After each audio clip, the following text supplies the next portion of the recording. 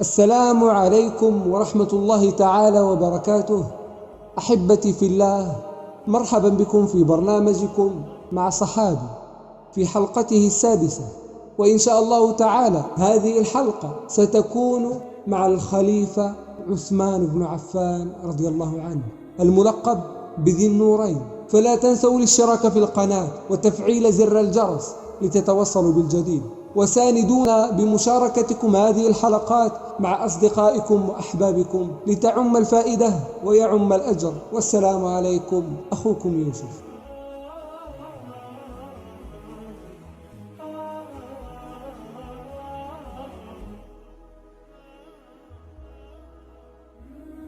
لازلنا نعيش أفضل فترة في مرحلة تاريخ الإسلام، نعيش القرن الأول والصدر الأول الذين قال النبي صلى الله عليه وسلم فيهم: خير الناس قرني، وقال: عليكم بسنتي وسنة الخلفاء الراشدين المهديين، تمسكوا بها. وقال: ستفترق هذه الأمة على 73 فرقة كلها في النار إلا واحدة. قيل: من هي؟ قال: ما كان على مثل ما أنا عليه اليوم وأصحابي. ولهذا قال أهل العلم: لن يصلح ويصلح آخرها هذه الأمة إلا بما صلح عليه أولها. فمن أراد الدين ومن أراد الشريعة فلينظر إلى الوحيين، الكتاب والسنة، وفهم الصدر الأول. قال: تركت فيكم ما إن تمسكتم به لن تضلوا بعدي أبدا، كتاب الله وسنتي. وفهم أصحاب النبي صلى الله عليه وسلم وفهم أصحاب النبي صلى الله عليه وسلم لسنته أعظم فهم، إذ كانوا يسمعون الكلام من نبيهم ويعرفون كيف طبقها. اليوم إن شاء الله تعالى نتكلم عن الخليفة عثمان بن عفان، وهو ثالث الأمة فضلا ومرتبة وشرفا بعد النبي صلى الله عليه وسلم. يقول الإمام علي بن أبي طالب: قال: تسألوني عن رجل، عن عثمان، تسألوني عن رجل يدعى في الملأ الأعلى ذو النورين، ليس في الدنيا بل يسمى عند الملائكة ذو النورين، ليس نورا واحدا. وسنعرف لما لقب بذي النورين. أصغر من نبينا ب6 سنين، ويلتقي محمد صلى الله عليه وسلم بجده عبد مناف، فهما يلتقيان بالنسب. عثمان ولد بعد عام الفيل ب6 سنين، ولما بدأ النبي صلى الله عليه وسلم دعوته كان من الأولين. يقول: كنت مهموما فدخلت على خالتي، وكان عثمان محبوبا قبل الإسلام، الكل يحبه. لماذا؟ كان ثريا كريما متواضعا، وقل ما تجد ثريا متواضعا، طبيعة البشر. كلا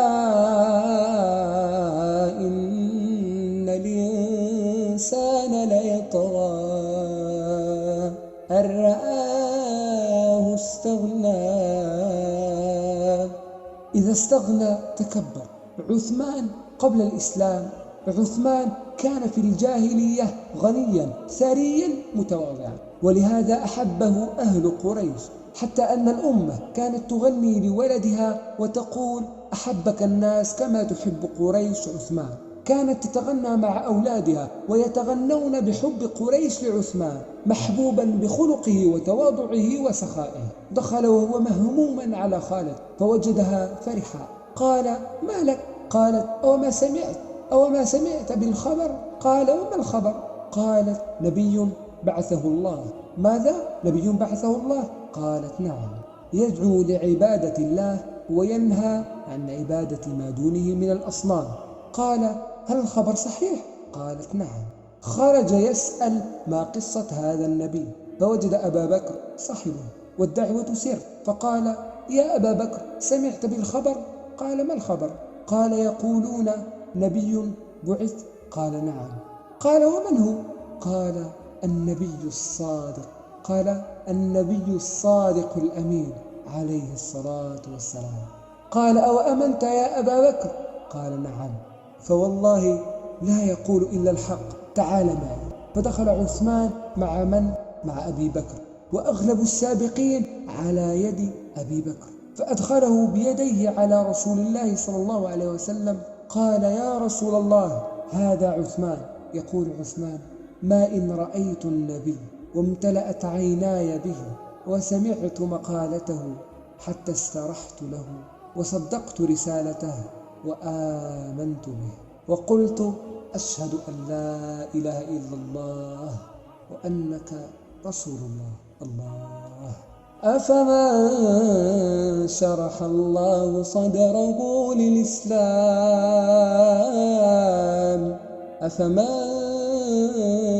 شرح الله صدره للإسلام فهو على نور من ربه.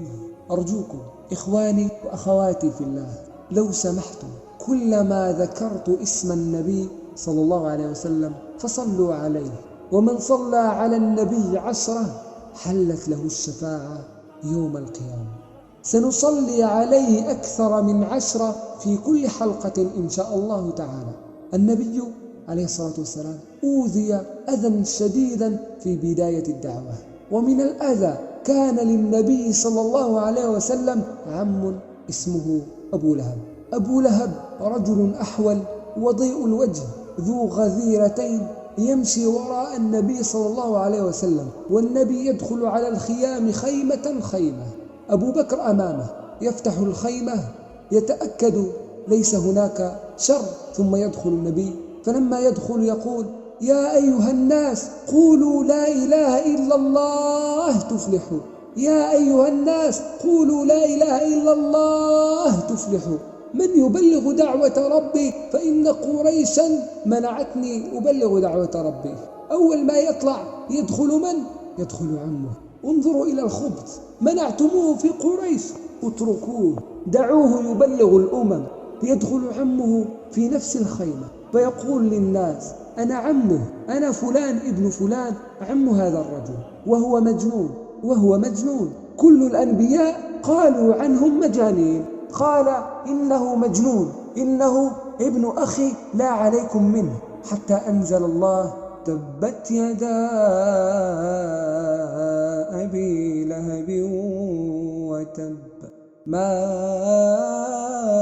أغنى عنه ماله وما كسب، سيصلى نارا ذات لهب. من سمعت هذه الآيات زوجته أم جميل، هي مشركة، فجاءت إلى مجلس الصحابة تسأل: أين مذمم؟ ما تقول محمد؟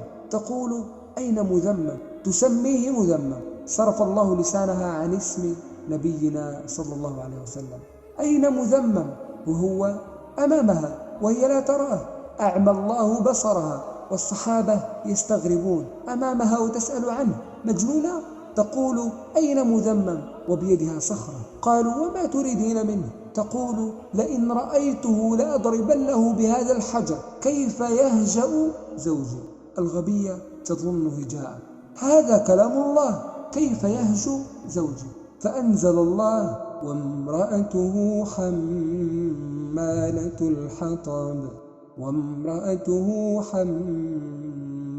الحطب في جيدها حبل من مسد. ليس زوجك فقط بل أنت أيضا. وفي ظل هذه الوضعية أردت أن أتطرق إلى ظاهرة أصبحت متفشية عند العديد من العائلات، ألا وهي الحقد والحسد. ولطالما اعتبرت العائلة سندا ورمزا للتعاون، وسيد الخلق صلى الله عليه وسلم هو أعظم مثال على ذلك، فقد تآذى من أقرب الناس إليه عمه أبو لهب، فمن نحن حتى لا نتعرض إلى الأذى؟ فلذلك افعل ما تريد وابذل جهدك في تحقيق مبتغاه.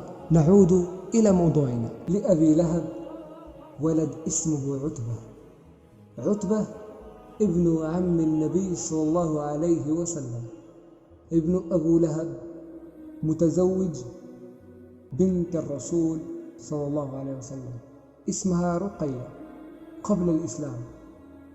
فلما بدأ النبي دعوته وآذاه أبو لهب، جاء أبو لهب لولده عتبة، قال: يا عتبة. قال: نعم.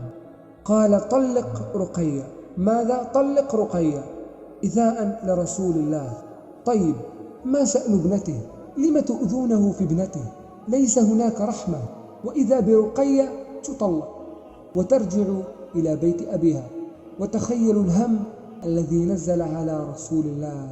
طيب بناتي ما ذنبهم؟ أولادي ما ذنبهم؟ أسرتي ما ذنبها؟ آذوه في ابنته رقية. فلما طلقت من فرح بالخبر؟ عثمان بن عفان، عثمان الستير. انتظر فترة ثم أرسل يخطب رقية من رسول الله. من يريدها بعد عتبة؟ ليذهب عتبة إلى الجحيم إذا كان عثمان يريدها. عثمان الستير، عثمان ذو النورين. فما إن تقدم لرقية إلا وقبل النبي صلى الله عليه وسلم. وزفتها خديجة أم رقية سيدة نساء العالمين، زفتها إلى عثمان حتى قيل في ذلك العصر أفضل وأحسن زوجين تزوجوا. عثمان كان وسيما، كان خلوقا، كان ثريا، كان متواضعا، كل قريش يحبونه. ومن رقية ابنة سيدة العالمين، حتى كانوا يشعرون أحسن زوجين تزوجهما إنسان، أحسن زوجين رآهما إنسان، رقية وزوجها عثمان. كانت قريش تشعر هذا الشعر لجمال الزوجين وحسنهما وأخلاقهما. تزوج عثمان من؟ ابنة النبي، فصار سهرة، هذا النور الأول. ثم بعد أن تزوج رقية رضي الله عنها توفيت رقية. كانت مريضة في معركة بدر. لما ذهب الصحابة للمعركة ما كان النفير عاما. احفظ هذه، لأن الضلال، لأن الخوارج، لأن أهل البدع والضلال آخر عهد عثمان كانوا يتكلمون. لماذا عثمان ما شهد بدرا؟ لسببين. أولا أمره النبي أن يجلس عند رقية المريضة، كانت مريضة اشتد مرضها. ثانيا ما كان النفير عاما، ليس كل الصحابة راحوا، كان من أراد أن يذهب فليذهب، ما أرادوا قتالا أصلا. ولهذا لما رجع النبي صلى الله عليه وسلم من بدر سأل عن رقية، قال اشتد مرضها. فما إن وصل الناس إلا وتوفيت رقية رضي الله عنها في السنة الثانية بعد معركة بدر مباشرة. فحزن عثمان حزنا شديدا، حزن على ابنة النبي وعلى زوجته التي أحبها. وبشر الصابرين الذين إذا أصابتهم مصيبة قالوا إنا لله وإنا إليه راجعون. لما رأى النبي حزن عثمان قال: يا عثمان، أتريد أن تتزوج أم كلثوم بنت ثانية لرسول الله صلى الله عليه وسلم؟ من يحصل له الشرف هذا؟ تزوج عثمان بعد رقية أم كلثوم. وما تزوج رجل كما يقرأ الناس في التاريخ من آدم إلى اليوم، ما تزوج رجل ابنتين لنبي إلا عثمان بن عفان. ولهذا لقب بذي النورين، ليس نورا واحدا بل ذي النورين. فتزوج أم كلثوم. ولأن الله قدر أن لا يبقى من نسل النبي أحد ماتت أم كلثوم بعد سنوات. فلما اشتد حزن عثمان قال النبي: والله لو كانت لي بنت ثالثة لزوجتك إياها. من؟ إنه عثمان بن عفان الذي أحبه النبي صلى الله عليه وسلم. نرجع لمكة.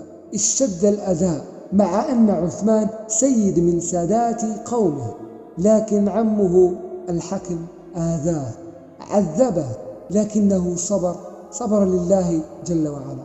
ما ترك واحدا إلا وعذبوه.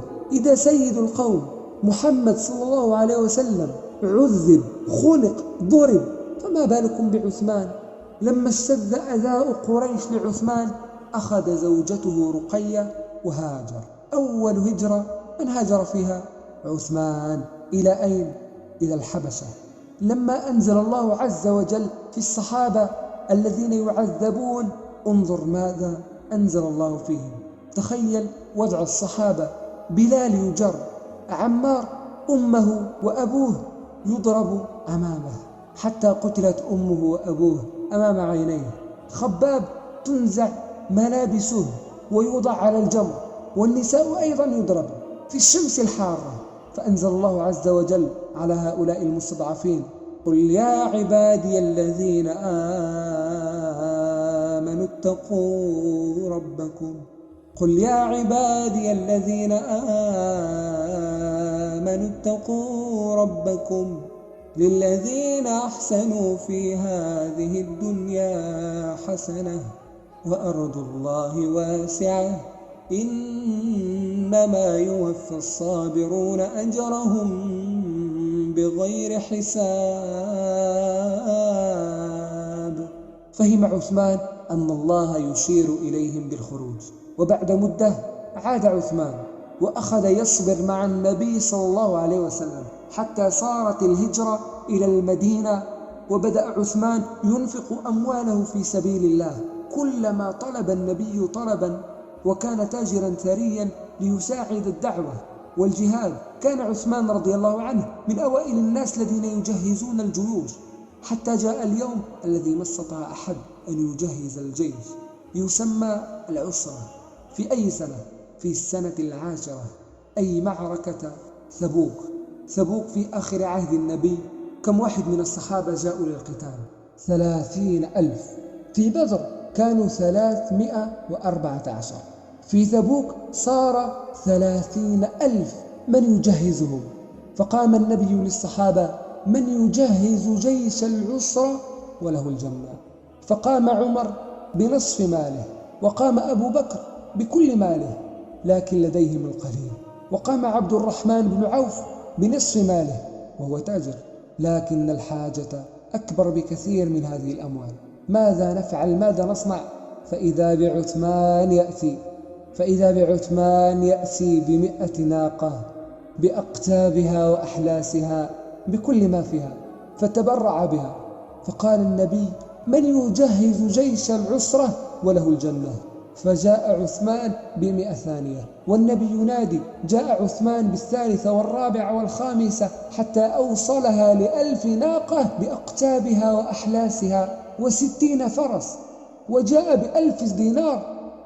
ب1000 دينار من الذهب، ووضعها بين يدي النبي عليه الصلاة والسلام، و10,000 درهم وزعها عند النبي، ما ترك شيء لنفسه، حتى تهلل وجه النبي ثم قال: ما در عثمان ما فعل بعد اليوم. ما در عثمان ما فعل بعد اليوم. يقول أبو سعيد الخدري: رأيت النبي صلى الله عليه وسلم من بعد صلاة العشاء إلى أذان الفجر وهو رافعا يديه يقول: اللهم إني قد رضيت على عثمان فارض عنه. ما ضر عثمان ما فعل بعد اليوم. اشترى الجنة بماله وبعبادته أيضا، حتى قال النبي مرة أخرى: من يحفر بئر روما وله الجنة، من يحفر بئر روما وله الجنة. فحفرها من؟ عثمان بن عفان. اشترى الجنة بماله مرارا. عثمان بن عفان كل جمعة عنده عادة. ما هي عادته؟ يوم الجمعة يعتق رقبة، يشتري واحد مما يملك وواحد مما لا يملك، يشتري ويعتق له، لأنه يريد العتق من النيران. عثمان رضي الله عنه في عهد عمر لما صارت المجاعة، تعرفون المجاعة التي جاءت في عهد عمر، فجأة والناس جياع يموتون من الجوع، وصلت قافلة من الشام لعثمان 100 ناقة محملة بالطعام والمؤونة والناس جياع، يعني فرصة الآن للبيع، طلب كبير والعرض قليل. فإذا بالقافلة وصلت والتجار يستقبلون، فقال أحدهم: أزيدك بالدرهم درهما. قال عثمان: من يزيد؟